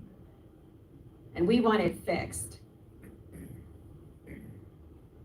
That's why you're here. You didn't realize it, but you're here to be a leader so that we can raise an army of people armed with the facts. Because where things are headed in New York State is really bleak. And if the people aren't armed with the facts, I sometimes feel concerned about other possibilities. Because it's becoming a slide into tyranny. And maybe you feel that we're already slid. I'm not going to talk that darkly, but it's not good. So that's the first thing. And if you go to auditny.com, you can volunteer there. You can also talk to Linda. You can talk to Joe. You can talk to Holly. I don't know where Holly is. Right here. Hi, Holly. Nice to meet you. I have a question. Yes. Question. When we talk about, obviously, our situation here in New York, how do we stack up against other states? Oh, good question. I'm sorry. We're right here in Pennsylvania. How do we stack up Settlement in. against other states? Yeah. So I believe what you're asking is, how much worse is our data than other states? It's so much worse. Actually, it's so much worse. And some of the people that we've collaborated with, especially in regards to the reverse engineering of the algorithms that we've completed, that's about to be peer reviewed and published, or it is peer reviewed and it's about to be published as a scientific fact. Are people like Lone Raccoon, Draza Smith, you may know some of these people, Seth Keschel, who've been doing research on a national basis into all these issues. And every time they talk to us, they say, wow, they say, you know, I've seen a number this big in Wisconsin, one number this big in Wisconsin. I've seen one number this big in Colorado and one number this big in Pennsylvania, but I've never seen a state that looks like yours. And it's an open question about how deep blue New York really is, if that's how much fraud has to be perpetrated upon the people in order to become a deep blue state. And I'm not here to say that it is or isn't, because I don't know, but neither to the commissioners of the State Board of Elections. And that's the problem. Sure, you had a question. Is there a database that we, the people, can access to see where our vote was put and what our say even means, and you know, where our vote goes? Like, a database accessible to every American to check, to verify if we need to get down to that, you know? Right, well, that would be a helpful thing. Right now, that database doesn't exist. If you go to the county boards of elections and ask them to look up your record, they will, and they'll find your one record in your county. It will likely be accurate.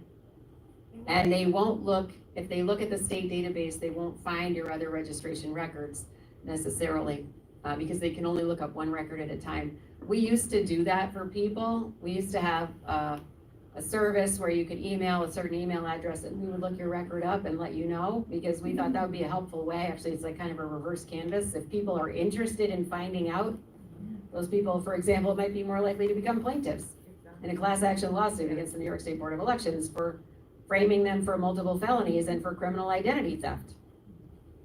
But we didn't end up having enough. Right now, our research team is a little bit understaffed for extra things like that, and we were getting flooded with requests. So at the moment, that's another thing people can do. For example, if you're a software developer, you can come in and help look up these records, because it is a bear. It is a big job. And some of our researchers have been doing this day and night for about 20 months. And I guess probably that's because it's so rewarding in New York State, because we can turn up evidence really easily. We're so brazen. Sorry. So we just had a 2020 census count, so we should have an idea of how many. Last I knew, I was, taught we had about 365 million people in this country. That alone, for just New York, sounds like an awful lot of people compared to the 49 other states that can vote. Do we have a new census count? You mean the database having 21 million registration records? Well, just that, yeah, on just the one state.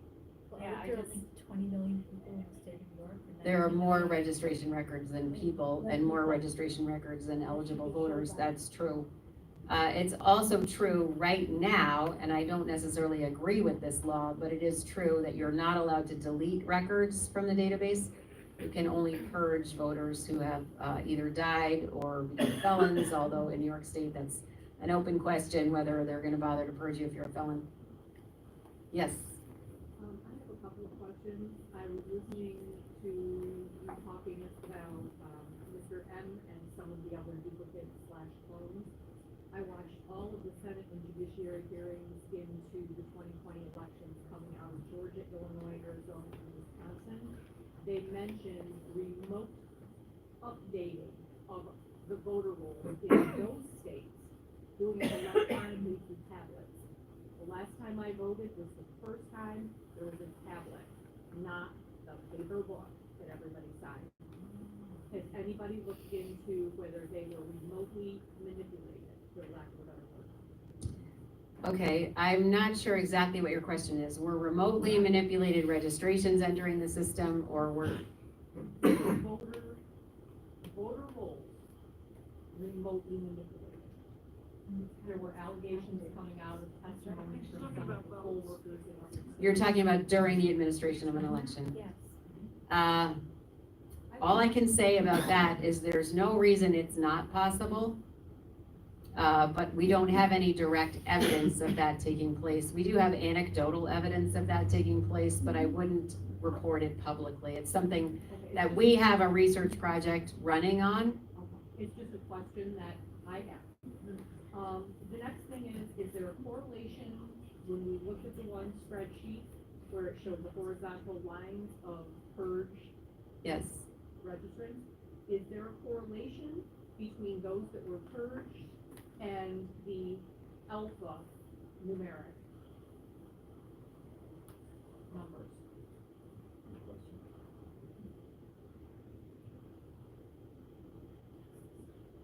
I don't think I have an answer for that question, but I'm gonna ask Art to look into it. That's a good question. I mean, there's a correlation between the clones, undoubtedly. there's a very strong correlation between the clones. And actually, we have my laptop, not my slide deck. I'll show you something. Where are these? I'm so brazen, I just open up my laptop to everybody. Where the heck are they? Oh, I know where they are, they're in here. Yeah, okay. I was looking at them earlier today. Just don't read my notes. Let's see, this is that portion of Nassau County. This is a little bit reversed. So in that first graph, you see it arcing this way. This is the State Board of Elections ID numbers now on the X, and the county ID numbers on the Y. So this is state ID numbers from 53 million to 54 million, roughly speaking, give or take a couple 100,000. So this is one pattern of ID numbers in Nassau County in that range. And then you click into that horizontal bar and you have a completely different pattern of ID number generation. And then you click out of the horizontal bar, now you're in the vertical lines again, and you go back to a vertical pattern, right? So this is right here, you're looking at database manipulation. I mean, there's absolutely no logical reason why these would be patterned in such remarkably different ways when they're assigned. These patterns, I'm not sure how well you can see the graph. We call this the shingle pattern because it's a specific graphic pattern. And it looks to us like shingles overlapping. They don't actually overlap ever. They're very, very carefully positioned, each one of those registration records, so they can't overlap because the ID numbers have to be unique, but they very nearly overlap. And they fill these very specific graphic figures, for lack of a better word. Now I'll show you, let's see. This one is all, I think this is active and purged registrations. So you probably can't see it from there. The blue ones are all purged. And these orange ones that they comport with the vertical pattern, these are active registrations. So they do overlap here a tiny bit, but they're in a different pattern. Okay, and there's just a tiny number of them. Otherwise, every one of those registrations is purged. And now I'm going to show you, I can't remember exactly which slides are which. So, okay, here we go. This is the one that I wanted to show you. So remember, the blue is purged, and they're filling the graph all the way up. And then layered over the blue is all the clones that are registered in this portion of the database.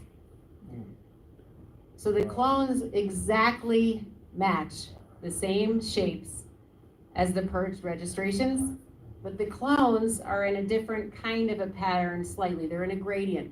This is 100% clones up here, and this is like 10% clones down here, so that you have them arcing down here. Again, this is graphic design elements, actually, which have no logical, innocent explanation in a voter registration database. So we're going super forensic. You guys are amazing.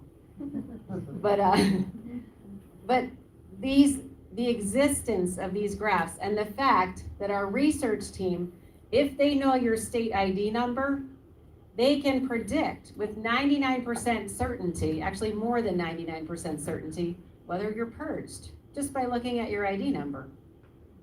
They can predict whether you're, about 30% likely to be a clone based on your ID number. That shouldn't be possible. There should be no correlation to registration status from your ID number.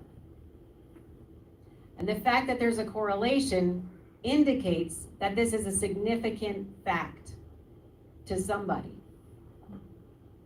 We can't prove why it's significant. But anyway, I showed you those really fascinating graphs. And there's more. You don't even know how many graphs we have. It's terrifying. Yes? So we have a few questions from the live stream. Sure. How can this be prevented next cycle? There's two ways to stop this before the 2024 election. One of them is to pressure the officials so hard to turn up the heat so hard in New York State by arming people with the facts and insisting at every town board and at every county legislative session and at every state legislative session that they start following the law and they investigate this system and they allocate the money that's needed for an end-to-end audit of the 2022 general election to identify every single kind of error that took place and its cause if it can be determined. The other way is to file a massive lawsuit, and for that we need quite a bit of money. And so we're fundraising for that by standing here in the microphone and asking y'all to chip in, basically, and tell your friends, especially if they're wealthy. Yes. Another one of the questions was, is the database and its usage paid for by tax dollars? Absolutely. And is there a way to find out the version of the program or the manufacturers? It's a unique software created for voter registration databases. We've done quite a lot of research into that, and we have a lot of information about its source and about, the provenance to the best of our ability. We're researching the contracts. We're researching a lot of things to try to figure some of this stuff out because we can't help ourselves, I guess. I mean, we may never find the person who programmed those algorithms. However, we have a solid legal argument right now today. And I'll tell you that this is a totally unique kind of legal argument because every other election lawsuit that's been filed and not granted standing has been about elections. But this election lawsuit is about civil rights because voting is a protected civil rights in the United States. So if you defraud a group of voters, that's a civil rights violation. And New York Citizens Audit is not and will not ever argue that we know who won. We don't know who won, and we're not asking judges to overturn any elections based on our data. We want an audit. We want the whole entire thing torn open, and we want to know what went on in the computer logs. We want to know what went on with the chain of custody. We want to know, when poll workers call me from Suffolk County and tell me I'm in tears because I just worked as hard as I could to administer this election fairly at this poll site. I've been here for like 14 hours and I sealed up these last boxes of ballots, these bags of ballots. I signed the chain of custody form. I went down to the guy with the truck who takes this stuff to the count center. I handed him the chain of custody form and he laughed in my face and threw the ballots in the truck and drove away. We want that investigated. That's not the same thing as auditable. That's not the same thing as accurate. When you have a precious jewel, right? Like if they have some giant diamond, like the Pink Panther, right? And they want to make sure when they get back to the museum in the morning that that diamond is there. They protect that diamond very, very carefully. It is surrounded by laser beams, sensors, security guards, screaming alarms, and slamming doors. Our elections are a precious jewel to us, the sovereigns of this nation, we the people. And our elections are protected just as well as those diamonds. They're protected by an auditable trail of records. Every single moment that information enters or leaves our voting system, it's tracked and it's auditable because we have to know that our elections are accurate. They have to be correct. So when you have people laughing at chain of custody and throwing bags of ballots in the back of a truck and driving off, that's broken. Now, I'm not a great fan of some aspects of the machines that we have running our election systems, but I'm not a great fan of, for example, unplugging all the machines at JFK, right? Like machines aren't what steals elections. Machines can be used powerfully and accurately by people who follow the law. And there are significant federal and state laws that stipulate exactly how to operate these machines, how to run the risk assessments, how to run the test specifications, All of these aspects are covered. How to track the data in and out. All of this is covered under federal law. It's just not being followed. Because no one's held accountable. And no one is held accountable. So I personally, I'm not gonna quit on this because I can't bear it. I can't bear what they're doing to New York State. They will continue to do it criminally until they're held in court to be proven that it's unlawful. Until they're held accountable. You're not allowed to break election laws And it's, because it breaks the trust of the people in the system. And now they're saying, oh, well, if you question the system, you're basically nuts or you're a terrorist or whatever. But of course we question the system. Look at the system. It's a mess. Yeah, you can't get a DA to do anything about it. You can, believe me. I've spoken to some. We had one DA tell us, well, okay, yeah, we'll definitely meet with you. We'd really like to meet with New York Citizens Audit. You guys are doing great work. We want to meet with you. So in order to meet with you, what you need to do is you need to send us a listing of every penal and election law you believe has been violated. And you need to send us all of your evidence supporting your assertion that the law was violated.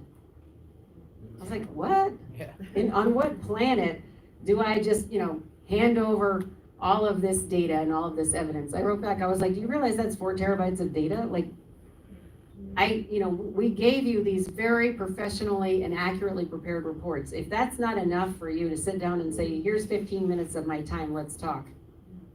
Then no, you're not, They want your data so that they can. of course. Yeah. Give it to the FBI. Oh, we gave it to the FBI, I'm sorry to say. No, we met with the state police in June of 2022. We met with the SIU unit and we showed them the algorithms and they said, wow, this is insane. And they said, this is really, really bad. I'm not even gonna say what they really said. And they said, we're gonna have to hand this investigation over to the Foreign Intelligence Task Force because when there's evidence of state level or foreign state level manipulation of our election system, that's who has jurisdiction.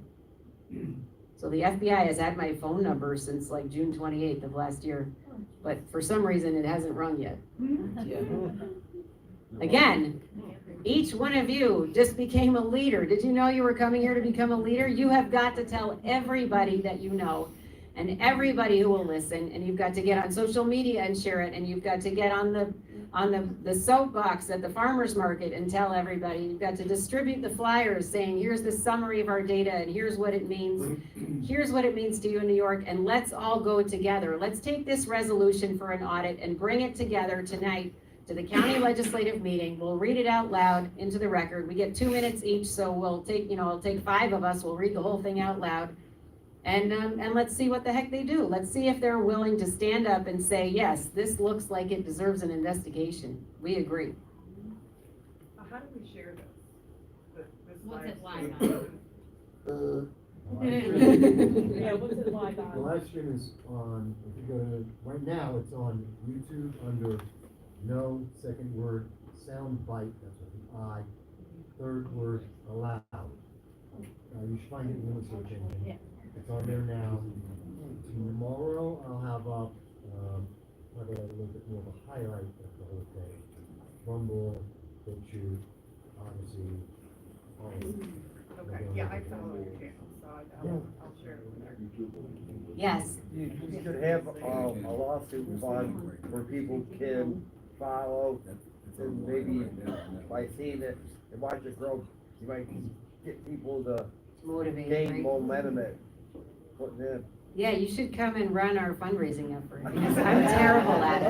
I'm totally terrible at it. And so far, no one in our team is very good at it. When you see it and you're aware of it, Yeah. that's a thought. You got it, you're hired. We need legal individuals that are willing to stick their necks out too, because as with the medical, personnel that have been involved with the mandates and going to Harrisburg, as I've done on several occasions, we don't have the, backing by our own, attorney generals, DAs, and governors. Yeah, the Secretary of State, you know what he did with our petitions? He opened the box, looked in it, closed it, taped it shut, and sent it back to me. Sure you opened it? I was, because it was different tape. I forensically examined the tape. I was like, oh, that's tape from the Secretary of State's office. Are you in touch with, Catherine Engelbrecht? Yes. Right? Yes, I presented the evidence about the algorithm at the pit. If anybody watched the pit, you can see Greg Phillips say, I still can't figure out how Marley's team cracked that algorithm. And you can hear him say, Harry, you remember this stuff, right? Because they're military intelligence guys, and they know where these algorithms are made, and they know where they've used them prior to applying them in the NICE voter database. So I'm gonna actually cut this mic because I need to sit down. But if you guys wanna ask her questions.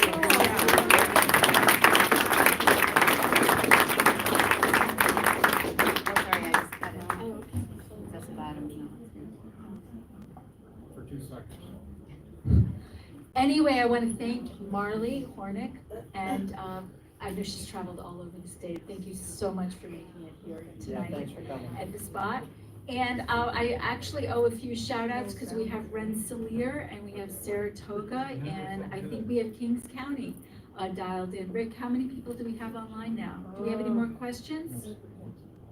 Okay. Hopefully people have gone to auditny.com and filled out the volunteer form. As you hear, we really need help. And hopefully each one of you are sitting back in that chair saying, oh my gosh, I didn't realize it was this bad. I need to get involved and I need to do something, because frankly, we need your help. So please fill out the volunteer form. We also have some sign-up sheets going around, because we have leaders from Chemung, and we have people from Cayuga, and people from Shenango, and we really need to grow our efforts here in Central New York. Do we have any more questions for Marley? Any more questions in general? Any comments? Any feedback? How do we donate? How do we donate? On the website. Okay, on the website, there's a spot where you can, I'm not on the website right now. You can donate online if you want to make a donation. I'm sure Danielle could, you can take cash. Danielle, did you want to say a few words? No? You're doing a great job. Any more comments from the live stream? I want to thank everybody for coming. We do run a monthly, actually a bi-monthly meeting here in Broome. We're going to a live meeting once a month and a Zoom meeting once a month. So I know that we're starting up in some other counties, and we'll be happy to reach out to each and every one of you. We have your information to invite you to Broome. And if hopefully we'll have some other organizations, in other towns, like in other counties like Chemung, they'll invite you as well. Any other questions, any other comments? Otherwise, I'm going to just turn off the mic and thank each and every one of you for coming. Thank you.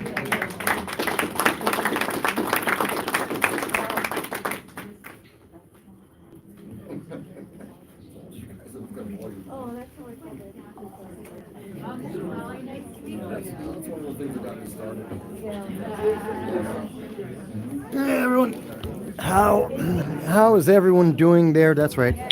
This is your host, Michael Voss, Dragon of the Southern Tier. Happy to be here with you. Hang on one second. I just want to get out of the way of the rest of the audience, let people get to their conversations. And as you can see, we are in the Spot restaurant here in Binghamton, New York. Which is in Broome County, New York. It's been a very interesting conversation. We have provided you with all the information from the very beginning until the very end. Data and all the links will be up in the description a little later today. We want you to be able to see this for yourself, to ask questions and find out for yourself what is actually happening. Please do me one favor. Make sure you share this with other people, okay? Because our major mainstream news media would not come to this event.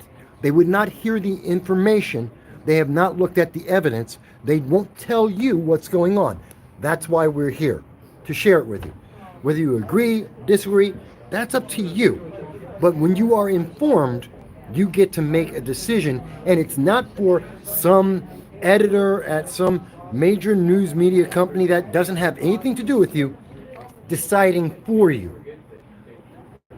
Think about it. Everyone has questions about our elections right now. This is not just a right or left thing. Every American have questions about our elections. We have lost confidence.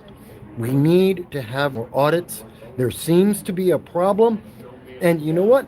There's no reason not to do an audit. Why are people telling us to be silent? There's nothing wrong with an audit.